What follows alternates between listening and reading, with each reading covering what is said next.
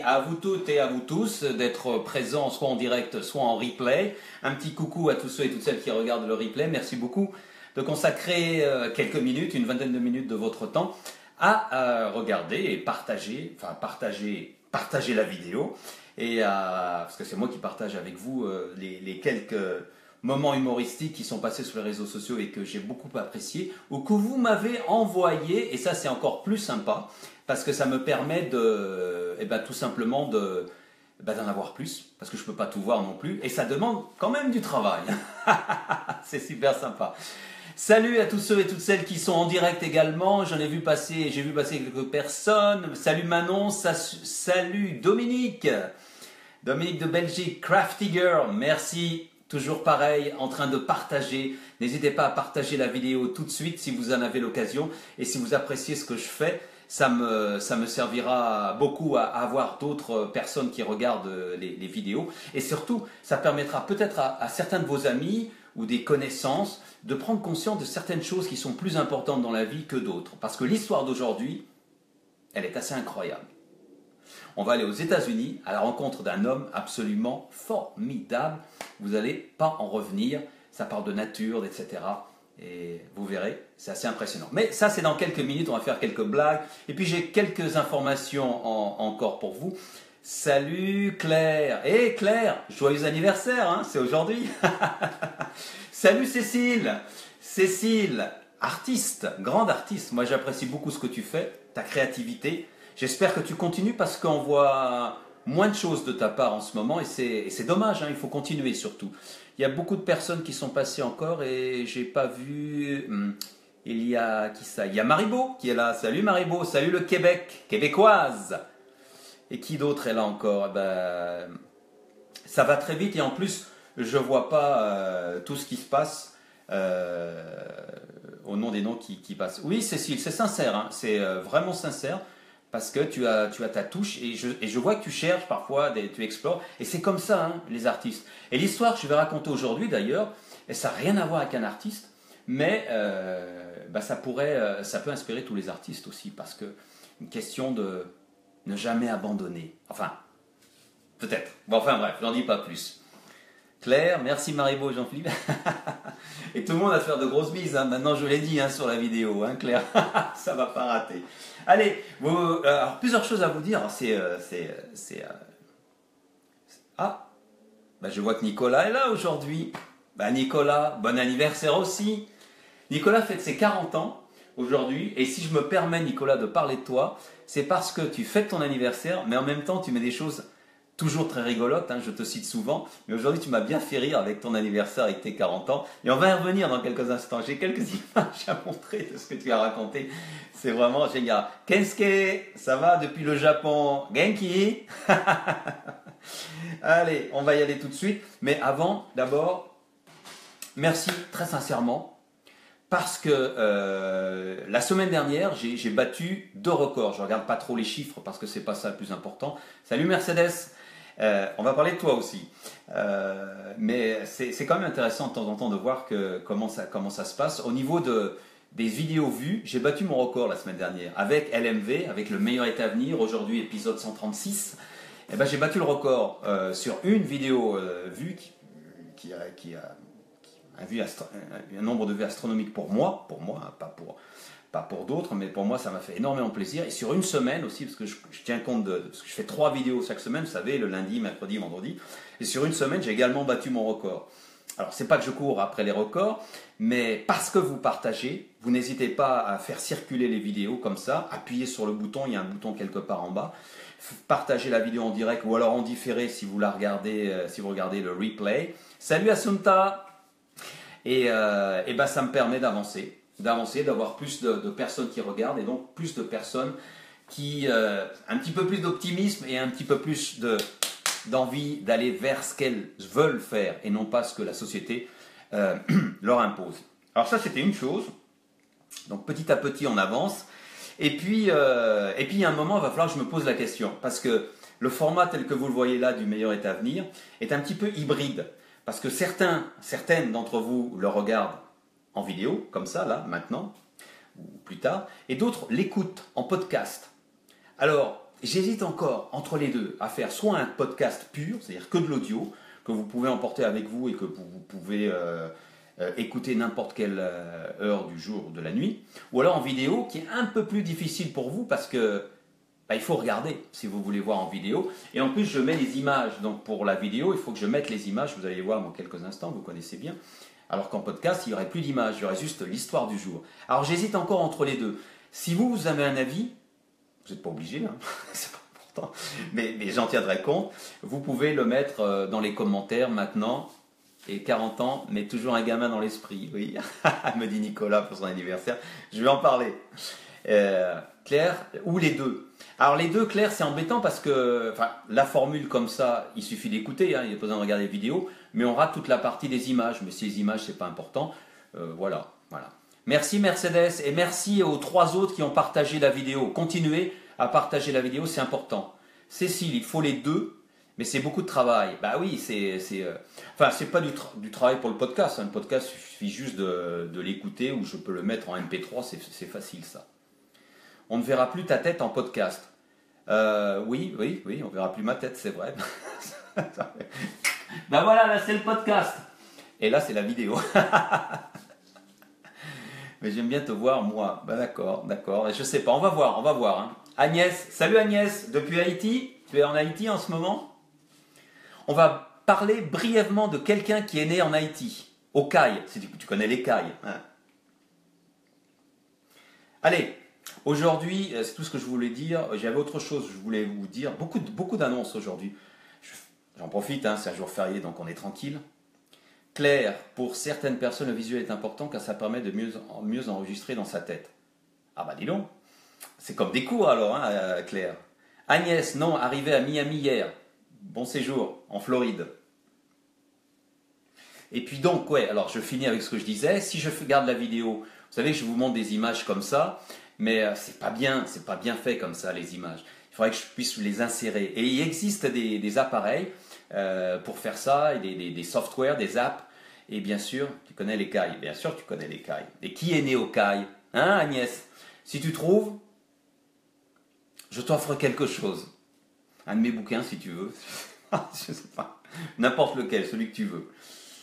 Et donc, pour pouvoir faire ça, pour rester en vidéo, pour améliorer la technologie, il va falloir que j'investisse dessus. Si je fais du podcast, il n'y a plus d'images, c'est très simple. Donc, il y a vraiment un choix à faire. Et peut-être que vous allez pouvoir m'aider, mais on en reparlera un autre jour. Agnès, je réfléchis. Réfléchis vite, hein, Agnès. Hein. Qui est né aux Cayes? Enfin, quelqu'un qui a été très important pour l'histoire des États-Unis. Pas de la France et pas d'Haïti. Bon, je vous remontre la magnifique image qui est ici. Voilà, vous la verriez mieux si j'avais justement tous les équipements pour vous la montrer. Elle est magnifique cette image. Ce cliché est merveilleux. C'est le moment suspendu du jour, signé, comme d'habitude, ou très souvent, Lily. Ah, qu'est-ce qui se passe? Ah oui, voilà ça. Hein, il est beau. Et pourquoi j'ai choisi cette image? Lily l'a publiée ce matin. Je ne sais pas où tu trouves tes images, Lily. Dis-moi, tu me dis que c'est dans ton jardin, mais à chaque fois, c'est quand même un sacré photo. Et tu as vraiment du talent pour ça. Et pourquoi j'ai choisi ton image aujourd'hui? Ah, Cécile, oui. Jean-Michel Basquiat. Oui, c'est vrai. Né à Haïti, grand artiste. Mort trop jeune, hein. Mais c'est pas lui. Alors, j'aurais dû préciser, pardon à Cécile, mais si tu veux un de mes livres, je te l'offre quand même, parce que c'est bien trouvé. C'est un gars qui est né à la fin du 18e et qui a été une partie du 19e. Donc voilà. Pourquoi j'ai cette image? Parce que c'est la journée mondiale de l'environnement aujourd'hui. Eh oui, c'est la journée mondiale de l'environnement aujourd'hui, si je ne me trompe pas. Hein. Et donc je voulais une photo symbole et je crois que cette photo est la plus belle du monde. Il ne me reste plus qu'à voir apparaître les mèches jaunes ou oranges de Donald Trump ici. Vous voyez, c'est un petit peu ça là qui arrive, là comme ça. Mais Donald Trump ne va pas l'emporter. Ça, c'est trop beau. Il y a trop de gens qui y tiennent. Et notre histoire du jour, celle que je vais vous raconter dans quelques minutes, est directement liée à l'environnement. C'est pour ça que je l'ai choisi également, mais c'est une histoire formidable. Journée mondiale de l'environnement, magnifique photo de Lily, merci. Trump ne l'emportera pas. Vous avez vu ce qui s'est passé? les États de Californie, de New York et d'autres, des villes, se mobilisent aux États-Unis pour implémenter les accords passés, enfin, les fameux accords de Paris que doivent implémenter les États-Unis. Et moi, je trouve ça formidable. C'est lorsque les êtres humains, au-delà des frontières et au-delà des batailles de clans, de pays, même de races, on va dire, s'unissent pour sauver la planète. Il faut vraiment être un imbécile, et je parle de Trump, il y en a plein d'autres, mais il faut vraiment être un imbécile pour penser que les intérêts personnels sont plus importants, ou nationaux, sont plus importants que ceux de la planète où l'on vit. Bref, j'arrête là pour la journée, oui, mais je n'ai pas fini avec mes photos. Salut Idrissa, ça va? Tu es d'où Idrissa? Si tu peux répondre, je voudrais savoir où tu es. Parce que ça fait plusieurs fois que je te vois, mais je ne sais pas d'où tu es. J'aime bien savoir avec qui je partage. Alors, je vous parlais de Nicolas il y a quelques instants. Il a fêté son 40e anniversaire aujourd'hui, ou il le fête encore. Et il a mis deux clichés, deux choses que j'ai bien aimées. Celle-là. Vous voyez, comme je suis trop sympa, pour mon anniversaire, je vous ai offert un jour férié. Hashtag, ne me remerciez pas. C'est tout en humour, Nicolas. Hein, ouais, c'est son anniversaire aujourd'hui. Et aujourd'hui, bah, c'est férié en France. Oui, en France. C'est quoi? C'est Pentecôte, hein, c'est ça. C'est le lundi de Pentecôte. Et puis après, il en a mis une autre que j'aime encore plus. Nicolas, donc, 40 ans. Ça y est, la maturité, le sérieux, l'expérience. Tiré sur mon doigt. Mais c'est ça. Tu as raison, Nicolas. Il faut... Abidjan, Côte d'Ivoire. Salut Idrissa. Et merci d'être là. Ben oui, c'est vrai, tu me l'avais déjà dit en plus. Il faut rester un enfant toute sa vie. Ça permet de voir les choses d'un œil, hein, sans se prendre au sérieux. Ça permet de créer pour les artistes, c'est très important. L'artiste qui se prenne au sérieux ne réalise jamais vraiment quelque chose de bien ou d'intéressant, je trouve. Et ça permet aussi d'avoir une vie plus simple, plus saine et moins stressée. Enfin, on essaye tout du moins. Et encore une fois, l'histoire du jour, c'est quelqu'un qui a su garder cette âme d'enfant. C'est très important. Merci Nicolas pour ces blagues. Parce qu'elles sont vraiment, vraiment, vraiment excellentes. Des beaux traits d'humour. On parle d'environnement. Et vous savez que le problème de l'environnement, ce sont les vaches. Vous savez que les vaches polluent l'atmosphère, donc il y a ça. On parle beaucoup de choses. Hein. Et donc, il y a le soleil, il y a le méthane des vaches. Vous savez, quand elles font des paix, eh ben, j'ai une blague sur un paix. Alors, je vais être honnête avec vous. J'ai longtemps hésité à vous la proposer. J'ai même hésité à vous donner le nom de la personne qui l'a partagée parce que elle est spéciale. Je ne vais pas dire éloigner les enfants, mais elle est horrible entre guillemets. Je ne sais pas si je vais dire le nom de la personne qui l'a partagée. On parle de méthane, on parle de paix, oui, ça va être d'un haut niveau. Mais allez, hein, c'est un jour férié, on y va. Allez, je la laisse très court. Le courageux est celui qui, même avec la diarrhée, prend le risque de péter. J'ai honte. Ah, mais elle fait honte, mais on ne peut pas s'empêcher de sourire. Je ne sais pas pour vous. Alors, qui a partagé ça? Oh, allez, je vais garder la personne anonyme. Je ne vais pas dire qui a partagé ça. Il ou elle se reconnaîtra. Mais elle était limite. Mais bon, c'est la journée mondiale de l'environnement. Et le méthane des vaches, vous savez, celles qui font le lait, c'est qu'on nourrit avec le foin et qui dépensent beaucoup d'eau, qui épuisent l'eau des terres. Je vous résume, mais c'est ça, hein, c'est exactement ça. Mais bon, voilà. Et par contre, voilà ce qu'on devrait faire. S'entraider les uns les autres face à la nature. Cette belle image partagée par Monette, on ne peut pas aider tout le monde, mais chacun peut aider quelqu'un. Et c'est ce que je prône, moi, dans LMV. Le meilleur avenir, c'est ça. C'est pas sauver le monde, mais c'est aider quelqu'un autour de nous, un jour, etc. C'est une belle excuse. Si celui qui l'a partagé veut, il aura le courage de se déclarer, Agnès. Agnès, tu vas rire, la personne est d'Haïti. Si, c'est vrai. Mais elle est super sympa, elle est géniale. Donc, pensez à ça. et symbole aussi de la montée des eaux. Hein. Bon, ça n'a rien à voir, mais bon, j'essaie de choisir des images qui avaient un rapport. Nicolas, mais quelle blague de merde.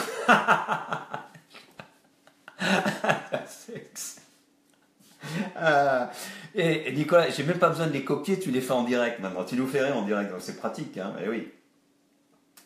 Et sinon, quoi d'autre il y a aussi les psh, psh, vous savez, tous les déodorants qu'on utilise qui sont mauvais pour l'air, etc.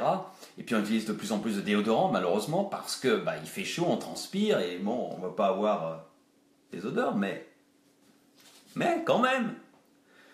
Je voudrais que les fabricants de déodorants cessent de dire que l'effet dure 48 heures. Il y a des gens qui le croient et qui prennent le bus. Ah, elle est bonne celle-là, elle est bonne, oui. Ah, aujourd'hui on fait du haut vol, hein. On fait du haut vol, je l'avoue, oui. On fait Qu'est-ce qui a partagé ça?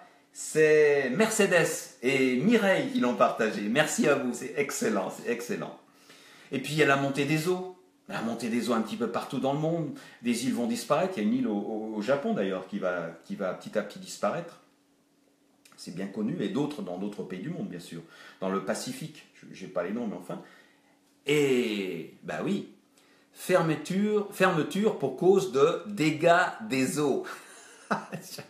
L'orthographe approximative, mais ce qui est génial, c'est ce qu'a écrit une autre personne dessous. Visiblement, c'est la boîte crânienne qui a morflé. C'est Richard qui a partagé celle-là. Elle est bonne. Ah oui. Et elle va aller dans le best-of.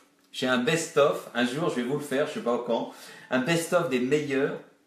Et d'ailleurs, celle-là, je me demande si je ne l'ai pas partagée, celle-là, déjà.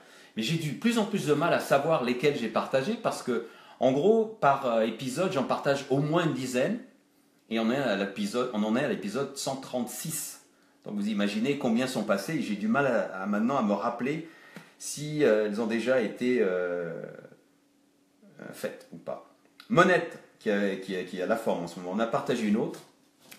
J'ai trouvé un fouet, un masque et des menottes dans la chambre de mon père. J'y crois pas. Mon père est un super-héros.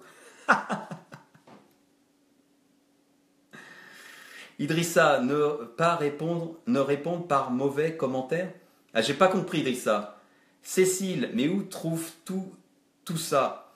En fait, je les trouve, il faut passer du temps sur les réseaux sociaux, que ce soit sur Twitter, Facebook. Et puis aussi, il y a des gens super sympas qui, lorsqu'ils en trouvent une, qui trouvent vraiment bonne et qui me la fait suivre. Tu peux faire ça aussi si un jour tu vois une blague super sympa, tu en trouves une belle, faut qu'elle vaille le coup, hein, et tu la partages soit sur mon fil ou soit tu me l'envoies en MP et elle se retrouve sur LMV. Maribo, qu'est-ce qu'elle nous raconte, Maribo? Je ne peux pas suivre les liens, Maribo, tu sais. Quoi d'autre? On a presque terminé là. Ah oui, un truc intéressant. Regardez-moi ça. Qu'est-ce que c'est ça? Un livre qui va s'appeler Le meilleur est à venir en 2018. Eh ouais, c'est pas de moi, hein, c'est pas de moi. C'est une initiative formidable. C'est Mercedes qui a partagé ça. Tu es là, Mercedes? Je sais pas, je crois que je t'ai vu. Hein.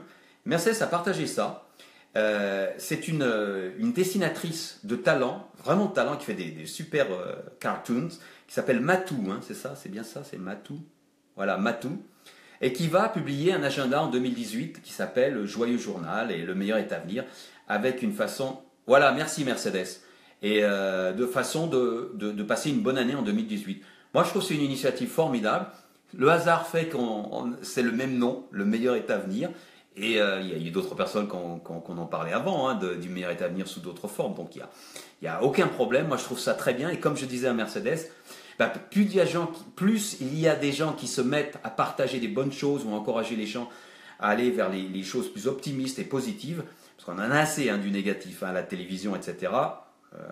Moi, mon conseil, jetez votre télévision. Je n'ai pas de télévision depuis des années, depuis 20 ans, 25 ans. Puis j'ai quitté la France, donc on s'en porte mieux. Mais ça, je crois que ça sera important. Et je ferai de la publicité pour Matou, parce que je ne connais pas, hein, ça sort en 2018, là c'est juste la maquette qu'elle présente, et je trouve que c'est une bonne initiative pour encourager au jour le jour à avoir des actions positives, optimistes, et faire son petit pas, hein, comme c'était dit tout à l'heure, vis-à-vis de l'humanité, vis-à-vis de la Terre, etc. Donc chapeau Matou, je pense pas qu'elle suive, mais chapeau et on la soutiendra. Tiens, j'essaierai même d'en faire gagner peut-être, si j'arrive à en avoir quelques-uns, en acheter quelques-uns, vous en faire gagner quelques-uns, ce serait sympa ça. Sinon, bon, on a terminé. Bah oui, voilà. Voilà. L'histoire du jour. Alors, l'histoire du jour, on va aller, je regarde encore une dernière fois, on va aller du côté des États-Unis, on va à Chicago. On va à Chicago, dans l'Illinois. En anglais, on dit, les Américains disent Illinois. Mais en français, on dit Illinois, parce que le mot est français en fait. C'est intéressant, hein, le mot est français. Illinois, l'État de l'Illinois, c'est les Français qui ont donné ce nom au XVIIe, je crois, lorsqu'ils sont arrivés, parce que c'était la France qui occupait tout ça. Tout a été vendu par Napoléon, hein, vous le savez. Enfin, vous le savez, c'est pas juste la Louisiane, c'est un énorme. Tout le centre des États-Unis appartenait à la France et a été vendu. Donc les Français ont donné beaucoup de noms. Donc Illinois et aussi Chicago. Vous savez qu'en anglais, je pars sur autre chose, hein, mais je reviens. Vous savez que, mais ça c'est intéressant, je trouve. Chicago, les Américains le prononcent Chicago. Mon accent est pas bon, mais ils disent pas like chicken, chick. Oui, le CH se prononce d'habitude ch. Mais là, ils disent pas Chicago, ils disent Chicago. Pourquoi? Bah, tout simplement parce que ce sont les Français qui ont donné le nom, il était là, le nom Chicago, qui étaient les tribus algonquins qui vivaient là. Ils ont repris les noms en les mettant en français, comme ils les entendaient. Donc, alors comment tu... Chicago, ok, et Illinois, voilà. Bref, c'est pas ça le plus important. Le plus important, c'est qu'on va à la rencontre d'un monsieur, d'un petit garçon, qui s'appelle Russell. Il s'appelle, on va l'appeler Russ, parce que son diminutif c'est Russ. Et Russ, eh ben, il naît à Chicago en 1918. Son papa c'est Carl, sa maman c'est Agnes. Et Chicago a été créé par un Haïtien. Ah, c'est De Sable. D'accord. Ah, ça, je savais pas ça. Mais c'est pas lui, hein, l'Haïtien. C'est pas lui. Tu n'as pas gagné, Agnès. Ah, ça, je savais pas ça. Ah, tiens, intéressant. Et donc, Russ grandit. Et son papa, il vend des poêles à charbon. Hein, au début du XXe siècle, il vend des poêles à charbon. Et puis, il est aussi spéculateur en bourse. Il boursicote, comme on dit. Donc, il investit un petit peu. Hein, et ses actions rapportent de l'argent. Ce qui permet à la famille de Russ, j'ai appelé Russ maintenant, Russ, lorsqu'il a 4 ans, de déménager et de s'installer dans une maison qui se trouve au nord-ouest de Chicago, dans une zone qui s'appelle Portage Park, que vous connaissez si vous habitez à Chicago. Et là, il s'installe dans une rue tranquille, où chacun se connaît, où chacun discute, etc. Et la vie va bien pour la famille de Russ. Et lui aussi va bien. Tout va bien, mais son père, rappelez-vous, est un spéculateur. Il investit en bourse, etc., en même temps qu'il vend ses poêles. Et la famille vit très bien. En 1929, quelques années plus tard, donc, vous savez ce qui se passe. Il y a le fameux crash boursier de Wall Street, et en une journée à l'époque, vraiment en une journée, tous ceux qui avaient des actions perdent tout, absolument tout, et surtout les petits actionnaires. Les grands s'en tirent toujours, hein, on dit ça et c'est vrai. Et c'est vrai pour la famille de Russ. Son père Carl est ruiné. Mais quand on dit ruiné, c'est ruiné de ruiner. À l'époque, il n'y avait rien pour soutenir, il n'y avait pas vraiment d'organisation, d'association, etc. Alors, c'est pas uniquement vrai pour la famille de Russ, mais c'est vrai pour la grande majorité des Américains, qui vont commencer à vivre ce qu'on appelait la Grande Dépression jusqu'à la Deuxième Guerre mondiale, en fait. Ça a duré un temps fou. Et c'est grâce à la Deuxième Guerre mondiale, je pèse mes mots en disant grâce, que l'économie américaine a pu se relancer, ce qu'on appelle l'économie de guerre, grâce au New Deal, Roosevelt, etc. Et donc, du jour au lendemain, la vie du petit Russ, qui avait à l'époque une dizaine d'années, même un peu plus, devient extrêmement difficile. Le matin, il est obligé de se lever à 4 heures du matin pour allumer le poêle et faire un peu de feu parce qu'il ne faut pas le laisser pendant la nuit. Et ensuite, il part immédiatement faire la tournée pour distribuer les journaux, vous savez, distributeurs de journaux, et comme on le voit dans les films classiques américains, etc. Et qu'est-ce qu'il fait? Après l'école, il va sur les voies ferrées autour de Chicago. Pourquoi? Parce que sur les voies ferrées, il y a les trains qui passent. Et les trains sont propulsés avec du charbon.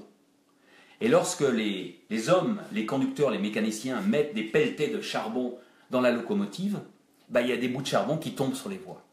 Et les enfants de Chicago, et en particulier Russ, tous les matins, après la nuit, vont sur les voies ferrées pour essayer de récupérer des petits bouts de charbon qui sont tombés pour mettre dans le poêle, pour se chauffer le lendemain matin. La misère est telle qu'ils n'ont même pas de quoi manger. Ils vivent avec les, comment on dit en français, les food stamps, les tickets de rationnement, c'est ça, les tickets de rationnement. Donc c'est vraiment la misère la plus totale. Et c'est une époque qui va marquer vraiment le petit Russ. Et il se promet une chose, je ne vais jamais investir. Je ne vais jamais jouer à la bourse comme mon père, parce qu'il nous a amenés à la ruine. Bon an, mal an, les années passent. Il termine son lycée, passe son bac, réussit son bac. Et puis, il n'a pas envie d'aller à l'université, Russ. Il a envie de découvrir un petit peu son pays. Il habite à Chicago. Et il part. Il part avec presque rien, le peu d'économie qu'il a, parce qu'il aime bien économiser. Et il part à l'aventure. Il part à la découverte des États-Unis. Alors il va voyager en grimpant sur les trains. Vous savez comment on fait à l'époque, comment il faisait à l'époque, grimpant sur les trains de marchandises, en faisant de l'autostop, ou tout simplement en marchant. Il est jeune, il peut marcher. Et il va ainsi découvrir, ce jeune Russ, il va découvrir une grande partie des États-Unis, et en particulier le parc du Yellowstone. Si vous connaissez le parc du Yellowstone, se trouve dans le Wyoming. C'est absolument magnifique à visiter un jour si vous en avez l'occasion. Petite pub entre parenthèses, dans le volume 9 de La Femme sans peur, on parle beaucoup du parc du Yellowstone. Voilà, bref, mais c'est un truc magnifique. Et il est absolument émerveillé par la nature qu'il découvre dans l'ouest des États-Unis. Il va également au Canada, émerveillé. Il va au Mexique, émerveillé aussi. Et lorsqu'il rentre chez lui, après ce long voyage, il se dit, la nature est magnifique. C'est beau, la nature. Et il faut la préserver. Alors, dès qu'il a un moment de libre, entre ses petits boulots, il repart en balade, il repart en randonnée, il repart faire du camping, il va à la pêche, il va regarder les oiseaux, parce qu'il y a beaucoup d'oiseaux autour de chez lui, dans les environs. Et bien sûr, c'est là qu'il se sent le mieux. Mais 1941 arrive pour lui. Et 1941, c'est l'entrée en guerre des États-Unis, après Pearl Harbor. Et bien sûr, il y a un tirage au sort pour savoir quels seront les gens qui seront, comme on dit en anglais, drafted. Il est parmi les premiers, il fait ses classes, il devient lieutenant, et il est envoyé sur le front dans le Pacifique, donc du côté du Japon, voilà, entre les Américains et les Japonais. Et il va y rester 5 ans. 5 ans, il ne reviendra que 5 ans plus tard, retrouver sa famille, retrouver sa maison de Portage Park, là où vit sa famille, cette maison de briques là où il vit, où il est depuis l'âge de 4 ans. Heureusement, les parents ont pu la garder malgré la dépression. Et donc, il revient 5 ans après avec ces images de guerre qui également le marquent beaucoup. Et il se dit, vraiment, on est quand même mieux avec la nature. J'insiste beaucoup, hein, vous allez comprendre pourquoi. Et dès qu'il rentre, il va à l'université. Eh ouais, il va à l'université, il fait des études de droit, il a un diplôme d'avocat, et il devient donc avocat. Et va prendre toutes les causes possibles et inimaginables pour défendre des gens, des choses, des mariages, et tout ce qui lui tombe sur la main. Il ne fait vraiment pas de différence. Et il a du talent pour ça. Il a du talent, donc il se fait rapidement une clientèle. Il arrive à économiser de l'argent petit à petit, l'air de rien. Il continue ses randonnées, il continue à se promener, il trouve ça génial. Et puis, il hésite quand même parce que il se dit qu'il faudrait qu'il fasse plus pour la nature. Et qui se promène beaucoup dans la nature à l'époque? Ce sont les scouts. Et l'organisation scout aux États-Unis est très organisée, à l'époque déjà. Et Russ décide de devenir un chef scout. Donc il s'engage chez les scouts et commence à guider les enfants, à leur expliquer les belles choses de la nature, la beauté des promenades, etc. Et à organiser des feux de camp, vous savez, ces soirées scouts, qui sont bien quand même. On est dans la nature, on fait griller deux, trois saucisses, etc. Et on apprend surtout à respecter et à vivre avec son environnement sans le salir. Et c'est important pour lui. Il continue à travailler. Un ami un jour vient lui dire tiens, tu veux pas investir? Là, il y a une compagnie qui cherche les actionnaires. Il regarde une ou deux fois, il s'était juré de ne pas investir. Rappelez-vous le souvenir de son père. Et puis c'est une petite pharmacie, petite chaîne de pharmacie sur Chicago. Et il se dit bon, ouais, pour faire plaisir à son ami, il va investir. Mais il va dire je vais investir, je ne vais pas spéculer, je vais les prendre. Il prend 20 actions, ça lui coûte $30 l'action, vraiment rien du tout, $30 de l'époque.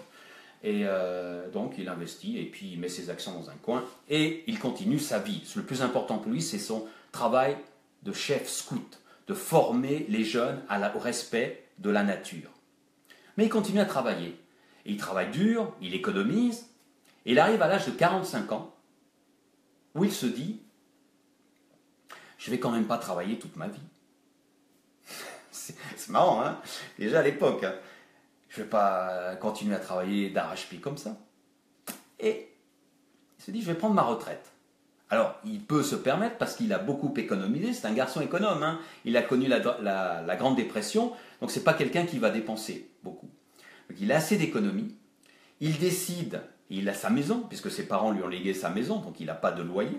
Et puis, pour être sûr d'y arriver, il décide de réduire son train de vie.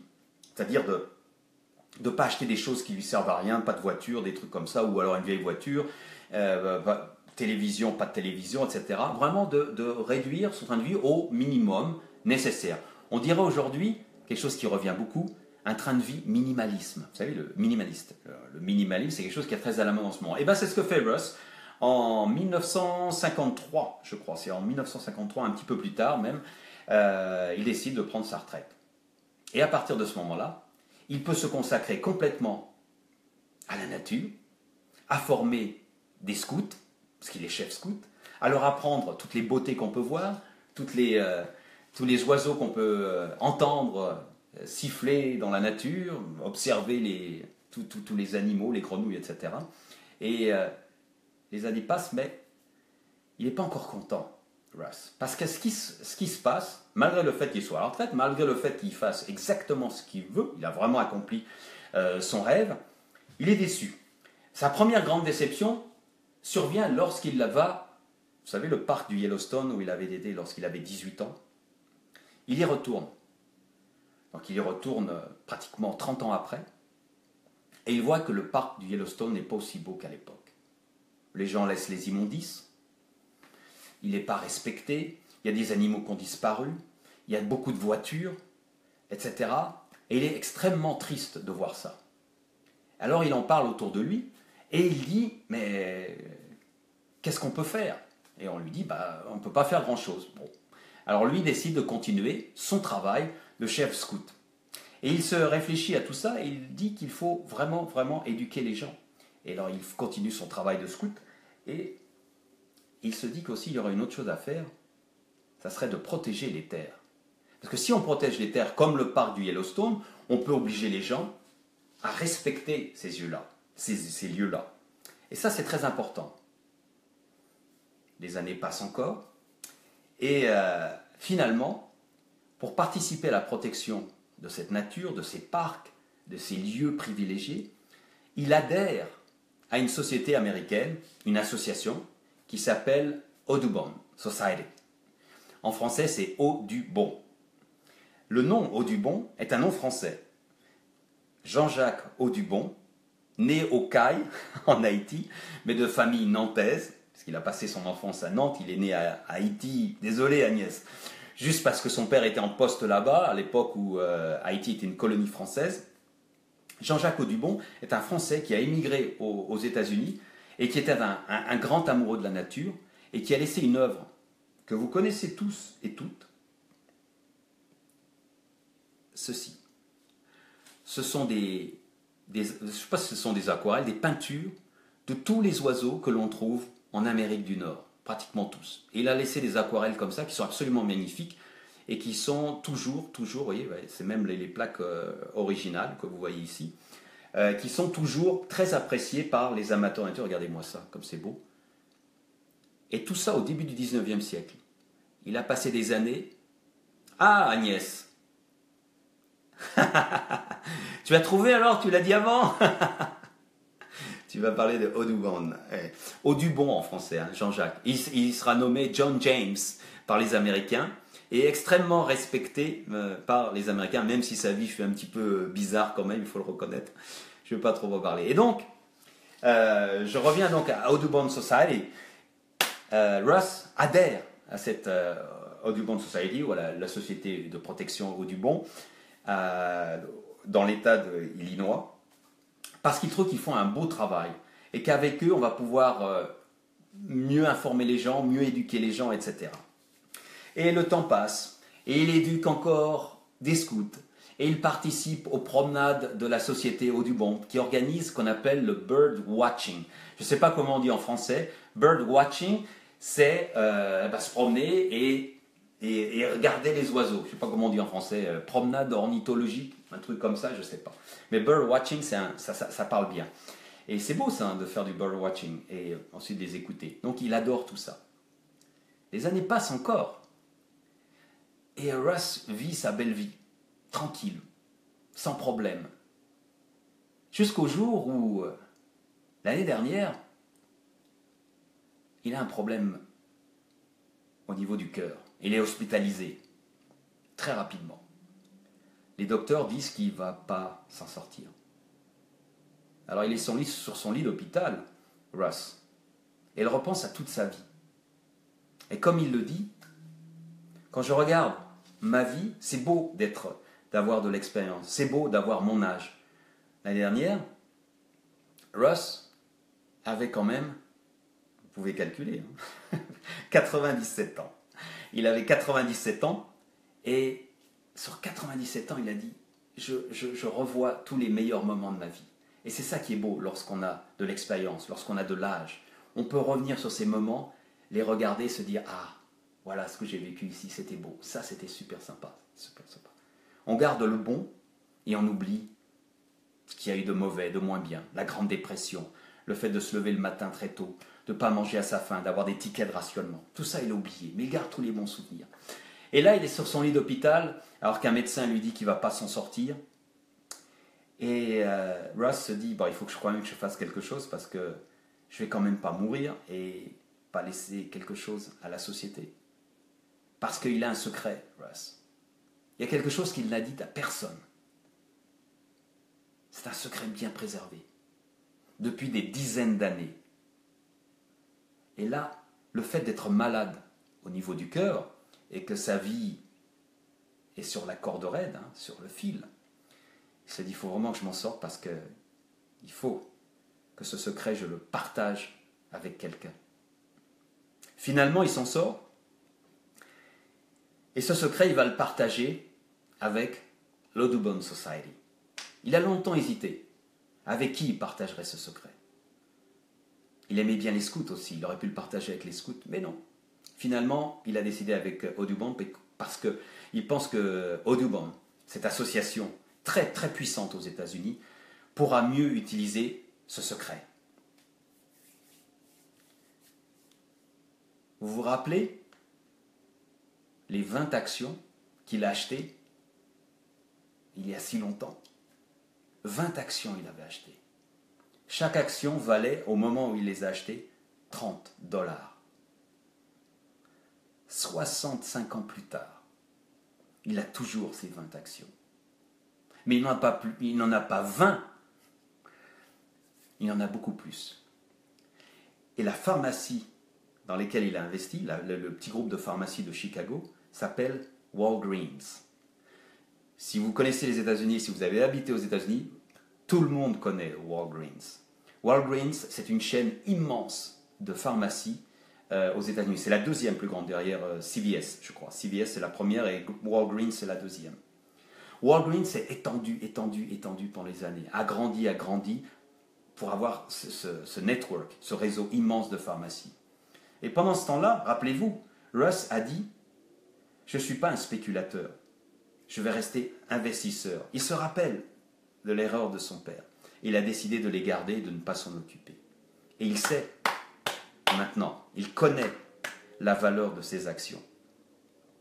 Alors un jour, il contacte, après être sorti de l'hôpital, parce qu'il s'en sort, bien heureusement, il contacte les responsables d'Audubon et leur dit, bah voilà, je voudrais faire une donation, je voudrais donner une somme d'argent pour que vous achetiez quelque chose, je voudrais que vous investissiez sur un parc, une zone protégée, où les gens pourraient venir voir les oiseaux, admirer la nature, camper, faire des promenades, où les scouts pourraient venir.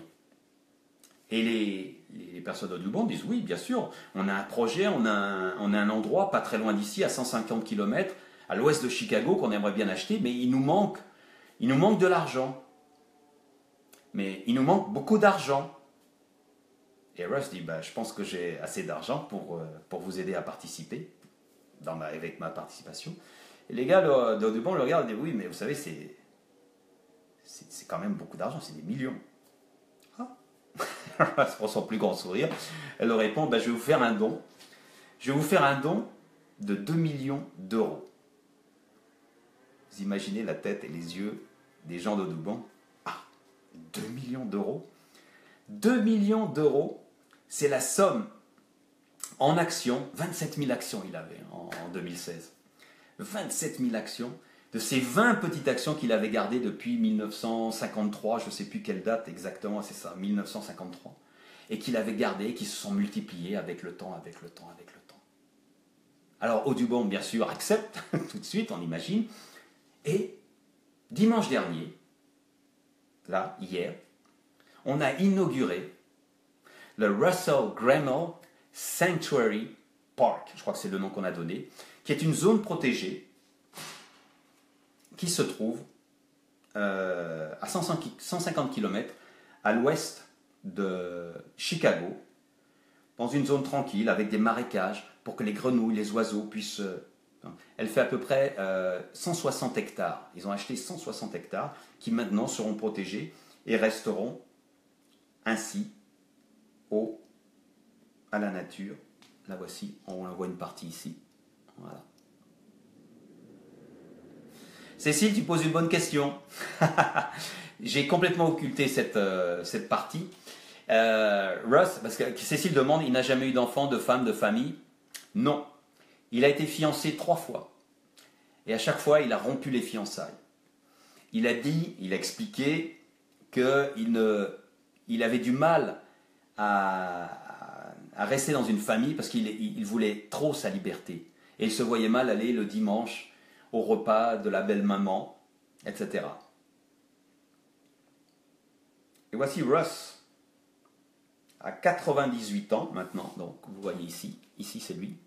Et là, c'est hier, il a 98 ans, donc il a ses 2 cannes, en train de faire un petit discours, justement au sanctuaire. On lui avait fait un beau gâteau pour le sanctuaire, etc. Il aura 99 ans cette année. Et donc, c'est quand même une histoire assez incroyable. Alors, qu'est-ce qu'on peut lui dire à Russ? On peut lui dire merci, mais surtout on peut tirer certains enseignements. Et c'est pour ça que je vous demande toujours de partager les vidéos que je vous montre, surtout ces histoires, parce que chacun d'entre nous peut tirer des enseignements par rapport à sa propre vie. Qu'est-ce qui est important? Qu'est-ce qui n'est pas important? Qu'est-ce qu'on doit faire? Qu'est-ce qu'on ne doit pas faire? Alors, lui, Russ, il a fait son chemin. C'est pas un artiste. Moi, je suis plutôt artiste, donc j'écris des bouquins, etc. Mais je parle souvent de vie d'artiste, mais regardez, c'est une vie tout à fait normale d'un avocat qui a choisi son chemin, qui a eu des choses chanceuses, celle d'avoir une maison, d'avoir été la maison de sa famille. Il habite toujours à 98 ans dans la même maison où il est rentré à 4 ans. Donc ça, c'est bien. Je ne vais pas trop rentrer sur le côté budget et économique. Mais enfin, il y a des choses importantes. Puis il y a des choses plus difficiles, comme la Grande Dépression. Il a fait la Deuxième Guerre mondiale, il s'en est sorti. Donc tout ça, ce sont des expériences qui marquent. Et chaque être humain a des bons et des mauvais. Il y a des trucs bien qui nous arrivent et des trucs mauvais. Et lorsqu'on demande aux gens qui connaissent Russ, qu'est-ce qui était le plus important pour eux? Est-ce que c'est le fait qu'ils donnent 2 millions de dollars à cette société pour le parc? La majorité des gens répondent non. C'est pas ça le plus important dans sa vie. Et c'est étonnant. Non, ils disent le plus important, ça a été son travail de chef scout. Pourquoi? Parce que c'est quelque chose en plus que je martèle très souvent. Il a été un mentor. Imaginez-vous, il a été pendant plus de 60 ans chef scout. 60 ans, c'est-à-dire qu'il en a vu passer des centaines d'enfants. À qui il a montré la nature, à qui il a expliqué la beauté d'écouter des chants d'oiseaux, de voir une nature protégée, vierge. Et tous ces enfants, on en a eu quelque part une marque, quelque part dans leur cerveau, ça les a marqués, pas tous au même niveau. Mais pour vous donner un exemple, lorsqu'il a été malade, Russ, rappelez-vous l'année dernière, il a eu une maladie du cœur, il a failli y rester. Lorsqu'il était dans sa chambre d'hôpital, il y a plein de gens qui sont venus le voir. Il y a tellement de gens qui sont venus le voir que les infirmières, à un moment, en ont eu assez. Elles sont venues le voir, mais Russ, qui êtes-vous? Il y a tellement de gens qui viennent vous voir, c'est pas possible. Vous êtes une célébrité, vous êtes un héros, vous avez fait quoi? Je ne vous connais pas, moi. Et non, c'était plein d'anciens scouts qui venaient le voir. Parce qu'il avait gardé des contacts avec ces scouts. Il les avait marqués, dans le bon sens du terme, par son amour de la nature, peut-être pour son côté économique, je ne sais pas, mais il avait su trouver les mots pour encourager les jeunes à aller vers les voies. Et des anciens scouts, certains âgés de près de 70 ans maintenant, ce qui paraît incroyable, bah oui, n'oubliez pas, il a presque la centaine, venaient lui rendre visite parce qu'ils avaient gardé des contacts avec lui et parce qu'ils l'aimaient beaucoup et appréciaient tout ce qu'il avait fait pour eux. Mentor, c'est peut-être son plus bel achievement en anglais, son plus beau résultat, je ne sais pas comment on dit en français, j'oublie. Mais c'est ça, être un mentor. Et ça, je le martèle aussi. Il faut être un mentor de ses enfants peut-être, par rapport à son travail de professeur, par rapport aux gens qu'on rencontre, par rapport à tout ce on peut toujours apprendre quelque chose aux enfants. La vraie détresse. Cécile, je crois que lorsqu'on connaît la souffrance, la vraie détresse, on gagne en profondeur, en générosité et en sagesse. On donne un sens à sa vie pour oublier cette souffrance et cela place par le... Attends, j'arrive pas à voir. Par le don. Tout à fait d'accord. Tout à fait d'accord. Mais ce n'est pas le cas de tout le monde. Combien de gens sont passés par la Grande Dépression, la Deuxième Guerre mondiale, et après la Deuxième Guerre mondiale, ça ne s'est pas très bien passé pour eux. Bien sûr, il y a les conditions environnementales, mais on peut en discuter. Accomplissement, merci Marie-Beau. Oui. Achievement, accomplissement. Et c'est ça son plus bel accomplissement à Russ. Donc je vais vous laisser avec ça. Vous pouvez penser à son histoire. Et vous dire qu'est-ce que moi je pourrais faire? Quel geste, quel petit pas? On ne vous demande pas de sauver le monde demain, mais vous pouvez, je vous ai mis la citation tout à l'heure, je ne vais pas la remettre, mais vous pouvez peut-être faire quelque chose pour quelqu'un demain, et moi aussi. On va se quitter avec, non pas la citation du jour, mais une autre image. Parce qu'on a quand même demandé à Russ quels étaient ses secrets de longévité. Pourquoi? Qu'est-ce qu'il pensait qui était sa philosophie de vie? On devrait tous l'être des mentors, partager ce talent, transmettre ses cœurs. Cécile, là, on est à 100% d'accord. Donc, on a demandé à Russ, au moment de son inauguration, l'inauguration de son parc, le parc qui lui est dédié à son nom, là, dans l'Illinois, on lui a demandé, mais quelle est votre philosophie de vie? Et il a cité deux choses. Et pour ça, je vais prendre cette image. Cette image, c'est une photo, alors on ne voit pas bien, il y a un beau soleil levant sur une route. C'est pas un soleil couchant, et j'ai pris exprès parce que c'est pas un soleil couchant, mais c'est une route qui va vers l'avenir, c'est un soleil levant, là, on ne le voit pas bien. C'est l'image de Suzy que je remercie beaucoup pour cette belle image, quelque part en Suisse, elle est magnifique. Et donc on a demandé à Russ les deux choses les plus importantes. Excusez-moi, on a été coupé, parce que là j'ai eu un coup de fil, c'est pas que je coupe les téléphones. On lui a demandé quelles étaient les deux choses importantes, il a dit la première, c'est de ne pas être envieux. De toute sa vie, et vous l'avez vu, il n'a jamais été envieux. Et donc, ne pas être envieux. Et la deuxième chose, c'est de ne pas être rancunier. Ne pas être rancunier. Certains avancent plus vite que d'autres. Certains vont plus haut, plus loin. Mais surtout, ne pas être rancunier. Ne pas en vouloir aux autres. Et surtout, rester amis avec les gens qui vous environnent, qui sont autour de vous. Et c'est ça la leçon de Russ qu'on peut aussi partager. Ces deux petites choses, alors qu'on va vers l'avenir, vers le soleil levant, merci Suzy, ne pas être envieux et ne pas être en rancunier. Rancunier, j'ai du mal. Les accords Toltec, Cécile, je sais pas. Oui, oui, c'est exactement ça, ça fait partie des 4 accords Toltec. Dominique, la photo, se diriger vers la lumière et l'avenir, suivre sa route en regardant le soleil. Super. Merci à toutes, merci à tous. J'étais un petit peu plus long aujourd'hui, mais je crois que l'histoire en valait la peine. À cette journée mondiale de l'environnement, je me devais de partager une histoire sur l'environnement. Et je remercie Russ pour ce chemin de vie qui est absolument formidable et dont j'aimerais bien m'inspirer. Bonne soirée, bonne journée que vous soyez. N'hésitez pas à partager cette vidéo si vous le pouvez, parce que ça peut inspirer d'autres personnes. Et on se retrouve mercredi pour l'épisode 137. Au revoir.